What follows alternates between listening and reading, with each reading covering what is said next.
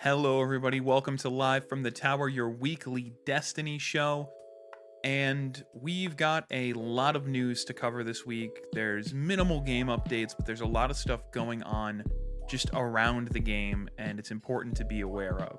So, right off the bat, the biggest thing is Joe Blackburn is stepping down of game director for Destiny 2. And apparently, he's leaving Bungie.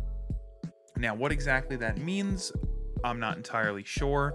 We do know that Tyson Green, who has been with Destiny since, what was it, Myth 2, is going to take over next month for the final shape. And from what I've been seeing from other reports and other people covering this, is typically it's not unheard of for a game director to leave the game, but when Joe has, come out and been so public over the last couple of months, for him to just kind of leave does seem a bit odd. So we really don't know what it could be. It could be he found greener pastures, it could be he's tired of working on Destiny for 5 years, or it could be the higher ups kind of strong arming him because Destiny 2 isn't what they thought it would be.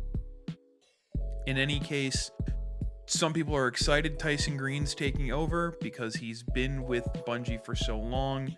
He worked a lot on the Halo multiplayer from what I've gathered. I did not play Halo. I did not grow up with an Xbox, so I'm going to take everybody's word for it on how good Halo was.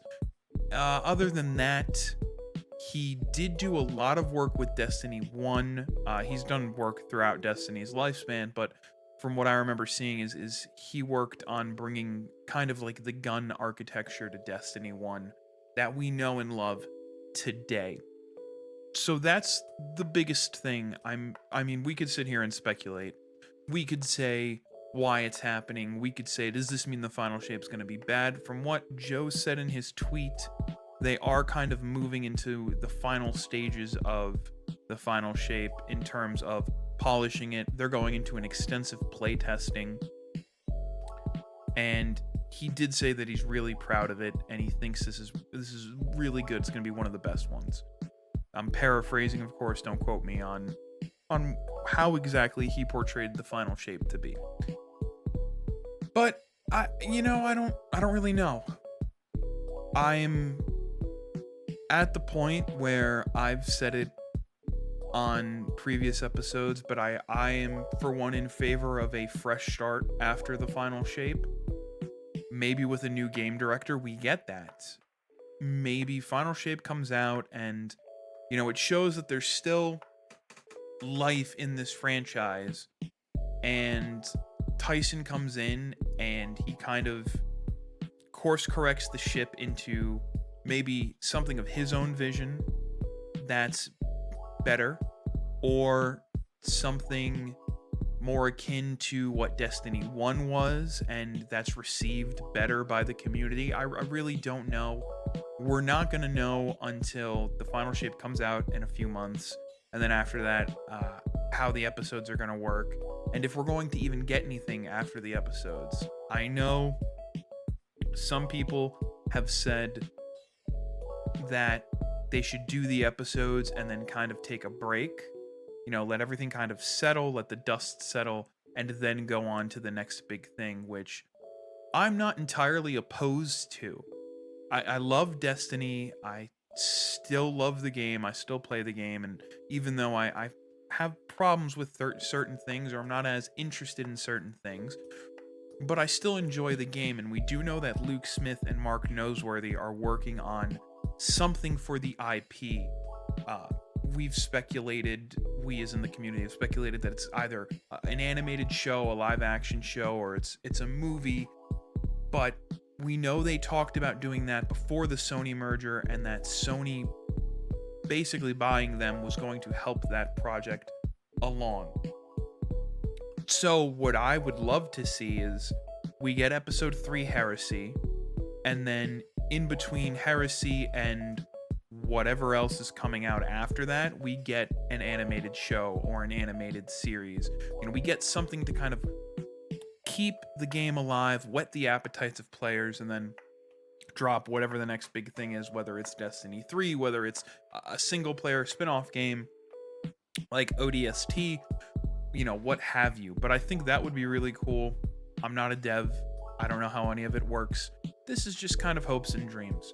But Joe Blackburn's going to be out. Tyson Green's going to be in. Tyson Green has no social media whatsoever, so some people are concerned about him being vocal.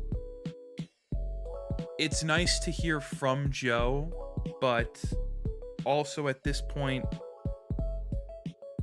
I would rather just see the stuff implemented into the game, because there's only so many times someone can say, listen, we hear you, like, this is what we're going to do, just do it. God, Emperor Palpatine came out there for a little bit, just do it. But that is kind of the big bulk of the news for this week. So on to some of the lighter stuff. The Mass Effect armor set, I don't remember if I mentioned this in the last episode, because I did record that a bit later on in the week than I usually do. But the Mass Effect armor set, we're going to be getting a Garrus styled set for the Hunter, a Shepard style set for the Titan, and a Shadow Broker / Liara set for the Warlock. This is going to be for silver. As far as we know, there's no bright dust involved. It's just going to be silver. But there is going to be a pack they're going to give us for free, which comes with a free ship, a free Sparrow, and a free Ghost Shell. We do know there's going to be a Omniblade finisher animation, as far as we can tell. And the design looks cool. They've shared the artwork on Twitter and everything, and it is really cool. And as someone who is a fan of Mass Effect, it's neat. But I was a fan of Assassin's Creed, and the Assassin's Creed armor was neat, and the God of War armor was neat, and the Witcher armor was neat. But I'm not spending real money on it. And I know the argument everyone's going to come in here and say, well, it costs money to do this. Yeah, I know. But you already put a premium cosmetic, you already put premium armor in the store with a partnership. Like, we already got that this year, and you're doing it again. It rubs me the wrong way, especially when, and I know they put the one free set into the playlists with the bones and all this stuff, but it still rubs me the wrong way that we're getting another paid armor set with no hopes of getting it for Bright Dust ever again. And that's the key point. Is this is a game that we spent $60 on at launch or more, right? If you're like me and bought the collector's edition, which I have the bag right here. For those of you not watching on YouTube, I'm showing the collector's edition Hawthorne bag. And then we have full expansions every year, $60 expansions, and on top of that, the new seasonal model, that's, another $40. So we're paying, for people who really want to play this game, you're paying $100 a year extra. And there's no subscription fee, there's none of that.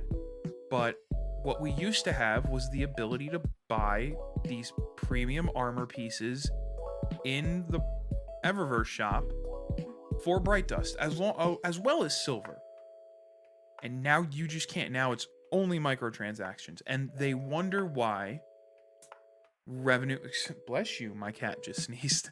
They wonder why revenue is down, because you release an expansion like Lightfall, right? All the goodwill you garnered from Witch Queen has now been siphoned out because Lightfall was the way that it was, and I know some people said, oh, Lightfall wasn't really that bad.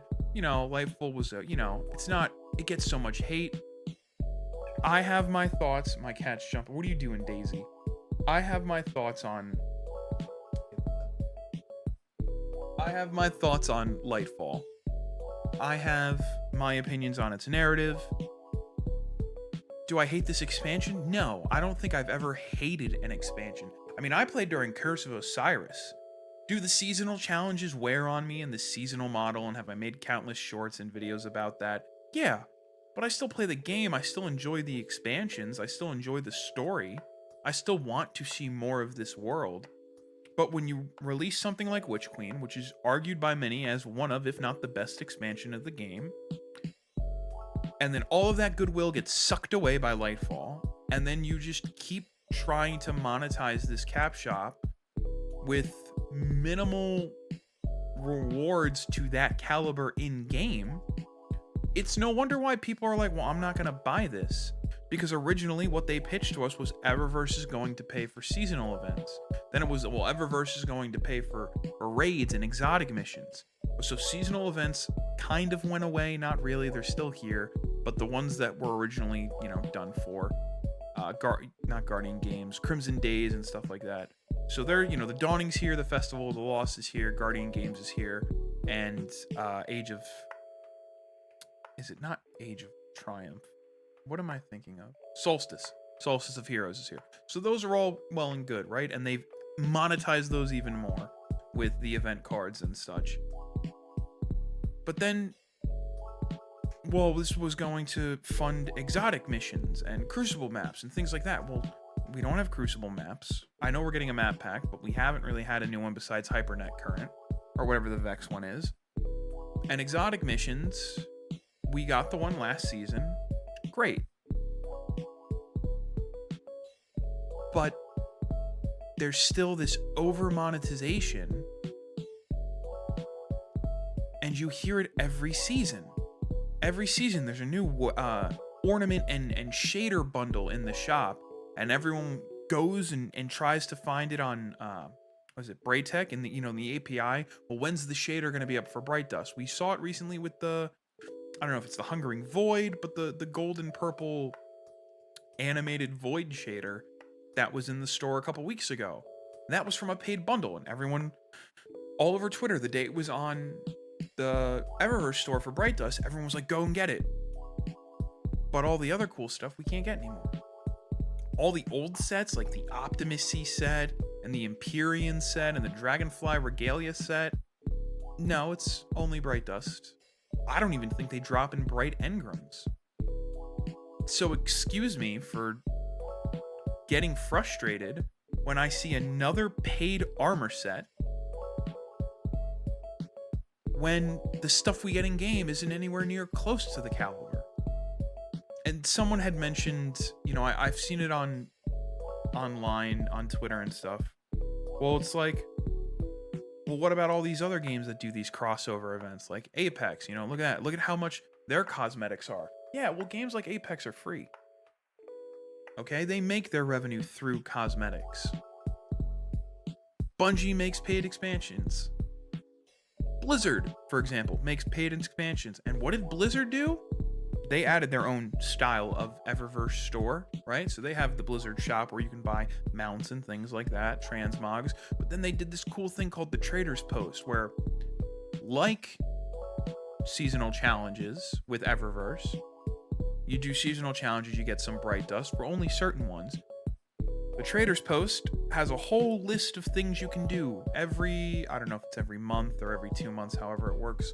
I'm still kind of new to WoW, but you earn the currency, right? Their version of Bright Dust. And then you can go and buy the items you want.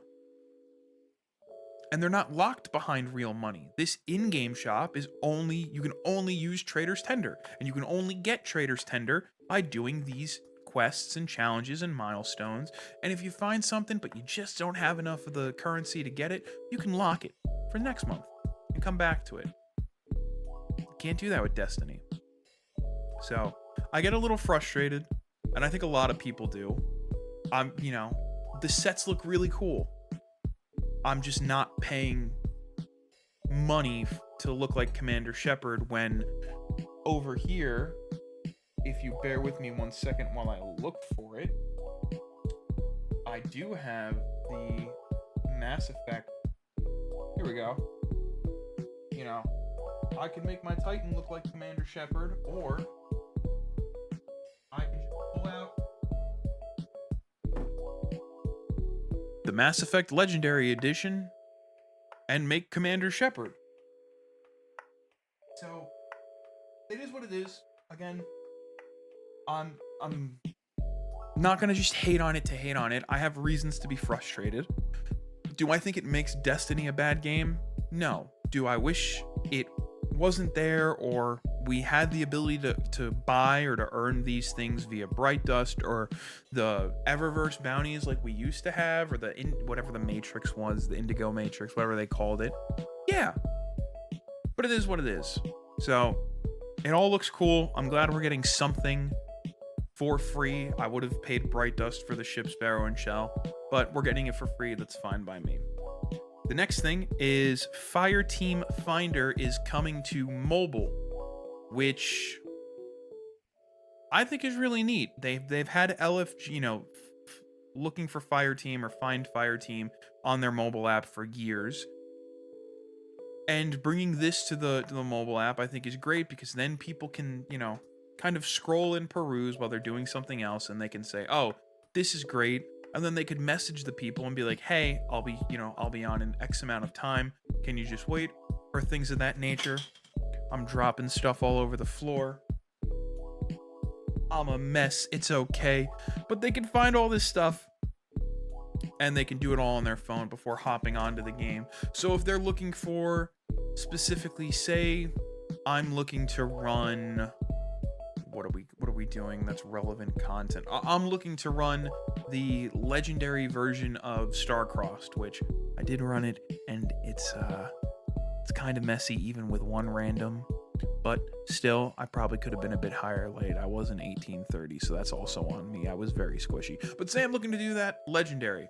So what I can do is I can check to see if there's any listings, and if there's not listings, I just make a listing on my phone. It's like throwing your hook out at sea trying to get a bite. No takers, then I just go, all right, maybe I won't do it today. And then I don't play Destiny and I go and play something else. So I think it's good. And I'm excited to look at it. I don't know if I'll definitely use it, but I'll probably check it out. Now, what I really hope they add, and they will never add, because Bungie does not care about Destiny 1 anymore. Everyone knows that as a fact. They only want you to care about Destiny 2. I would love for them to add LFG, or at least, Fireteam, not the new Fireteam Finder, but the old Fireteam Finder for Destiny 1 on mobile.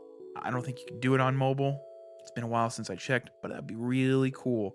But let's be honest, Bungie only wants you to focus on Destiny 2. It's sad but true.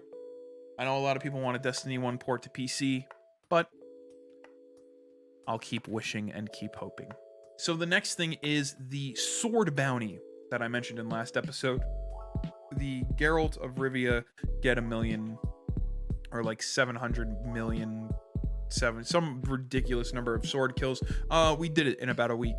So we get the new adventure emblem, which has the old adventure logo from the Red War. And if you want the code for that, it's a cute little emblem. I'm going to save you some trouble. The code for the emblem is N, F as in Frank, Y as in young, K as in kill, D as in dog, D as in dog, P as in pirate, R as in rascal, and T as in the traveler. So there you go. So you can get that free emblem, slap it on. It's another cool little emblem. There's not much else to say about it, to be honest. I will say with emblems, I had mentioned this to my wife the other night when we were playing. I really wish, and I don't know, maybe they are, and I haven't gotten them to drop, but all the old emblems from early D2 for the playlists, like Gambit and Strike and Vanguard, I really wish we could earn them again. And I don't necessarily mean like Strike specific ones, but all the other normal Vanguard-esque emblems. Really wish they were back in the loot pool. And like I said, maybe they are. Let me know. I haven't really done playlist stuff too much. Probably should to get the sword. Sword does look cool.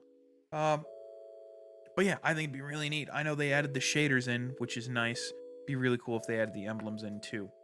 So finally, onto our last game update. We have Riven's Wishes, and there's been some discoveries about this. Some of the stuff has been dug out of the API, so I won't go into specifics of what all the things are because they're not in the game yet. But what we do know is you can only do Riven's Wishes, as far as we know right now, once per week. We don't know if the quest, if you can pick up multiple copies of it like you can with Starcrossed, but we do know that the rewards, it's only one per account. So you'll get 6 weeks. You'll get your 6 rewards instead of 18. So do with that what you will. That's as far as we know. If anything changes next week, I will gladly report it. But otherwise, that's just about it. So that's really all there is to talk about. And I have a feeling for the next set of weeks, it's going to kind of be the same style of news. I doubt we'll have anything as big as Joe Blackburn leaving, right? But the same style of this is kind of just what's in the TWAB, because there's not much going on in the game right now. We know Moments of Triumph is now, we know Guardian Games is coming, and we know that like I mentioned last week, there's this Into the Light event or quest or story content. Nobody really knows what it is. They haven't given us any information, and that, I believe, is coming in April. So the next 2 months are going to be a bit dry because there's nothing, unless Guardian Games happens in March. I don't think there's anything between Riven's Wishes and Into the Light, because Riven's Wishes is 6 weeks long. Now, it's going to last until the season ends with Final Shape's launch in the summer, but that's about it. It's kind of a bummer you can't do it on multiple characters and get multiple red borders. I don't really know why you can't do it on multiple characters. I did start this week's quest. I don't know if I'm going to really do it. It's the start of this week's quest is go do public events, 3 public events in the Dreaming City, and then complete Dreaming City activities. Higher level activities give more progress, which is, it's fine.